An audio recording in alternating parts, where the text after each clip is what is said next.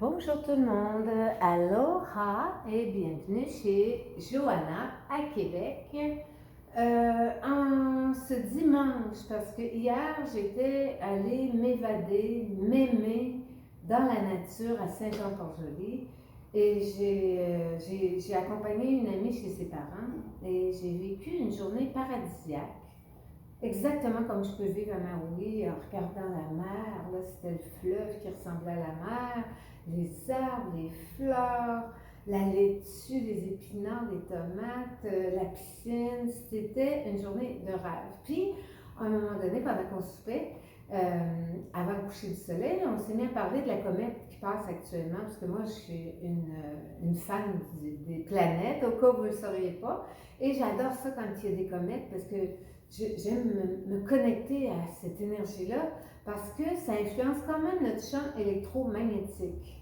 Au moment où cette comète-là réussit, parce que là, NEOWISE, en fait, ce qu'elle a fait, elle a réussi à traverser devant le Soleil pour pénétrer notre système solaire sans exploser. Parce que la plupart qui s'essaient explosent. Donc, ça laisse des débris, puis on sent plus ou moins, ça fait comme un peu quand on parle de mass ejection solar ejection, c'est comme des éjections solaires, bien souvent c'est ça, c'est le soleil qui crache des petits morceaux dans notre système, mais rarement ça va venir du côté de notre planète.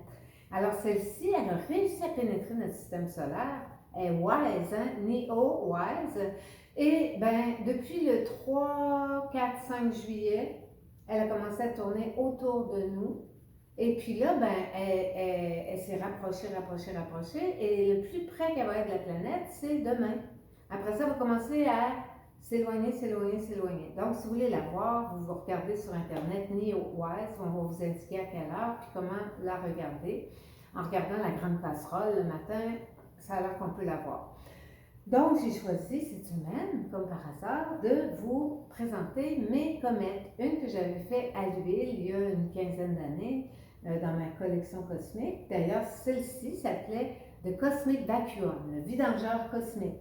Parce que dans la queue d'une comète, la comète, dans sa queue, en fait, ce qu'on voit, pourquoi on voit une queue, c'est que c'est des débris de glace, parce qu'à la vitesse où ça va, des millions de kilomètres à l'heure, eh bien, ça gèle dans le grand cosmos froid, mais en même temps, c'est en feu. Alors, c'est vraiment, c'est le feu et l'eau. C'est la dualité parfaite. La comète représente vraiment une dualité incroyable de chaud, de froid, parce que en s'évaporant, ça se transforme en gaz, puis ça laisse des gaz autour de notre planète supplémentaires qu'on ne connaissait peut-être pas avant. Donc, c'est une condition idéale pour activer notre corps d'émotion. Notre corps d'émotion qui va activer notre corps physique, qui va lui vouloir expulser ce qui n'est pas bon, ce qui n'est pas en harmonie avec lui, ce qui n'est pas habitué ou ce qui est trop intoxiqué, parce qu'il faut aussi se désintoxiquer en ce moment. Donc, les petits débris qu'on voit ici, pour moi, ce sont des morceaux laissés par la comète, puis que l'être humain, dans l'influence des champs électromagnétiques, doit intégrer ou expulser. Alors, c'est comme ça que je voyais ça. Donc, je vous la montre un petit peu plus près. Ça, c'est une giclée, mais c'était une toile à l'huile. Et puis, comme on peut voir, c'était léché longtemps, avec juste un petit peu de pulvérisation or et argent pour créer le cosmos. Voilà pour la première. La deuxième, c'est ma Corona crevette, Corona comète. Donc NEOWISE. Puis comme on peut voir ici, j'ai créé comme de la texture. Alors à l'acrylique, c'est un challenge, j'ai jamais fait ça. Donc je l'ai refait à peu près 4 fois ou presque 5. Donc j'ai commencé par un virus, si on peut dire, ce qui était le corps de la comète.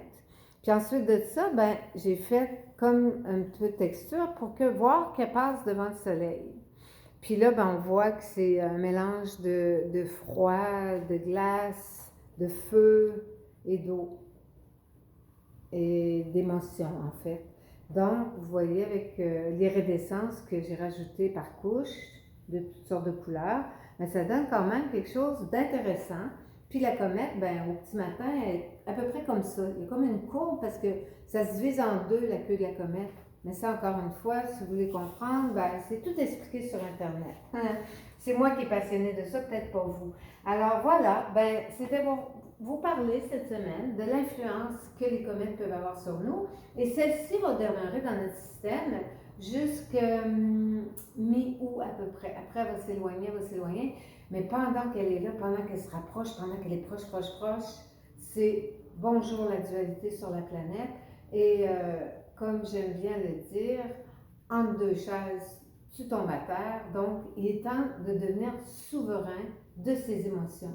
Alors, tant qu'à mettre l'énergie dans la dualité, recyclons cette énergie, puis mettons-la dans notre force émotionnelle pour se dire, moi, je veux une planète meilleure, moi, je veux une planète sans masque, moi, je veux une planète où je vais pouvoir respirer à nouveau, puis m'amuser avec mes amis, puis co-créer un nouveau monde, parce qu'on s'entend que ça va durer assez longtemps pour que le monde se transforme, et nous avec. Donc, est-ce que je veux demeurer dans la dualité, le cul entre deux chaises? Ben, si oui, je vais tomber à terre.